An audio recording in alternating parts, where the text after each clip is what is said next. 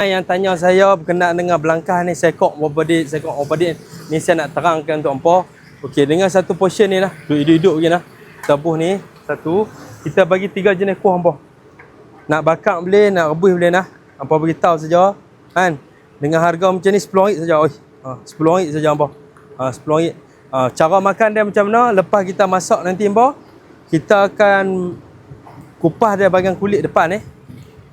Hampa kena makan kuah, nak makan dengan air asam boleh, kuah kacang pun boleh, nak makan dengan sauce style pun boleh, insya-Allah RM10 saja apa. Lepas tu dengan set campur ni apa?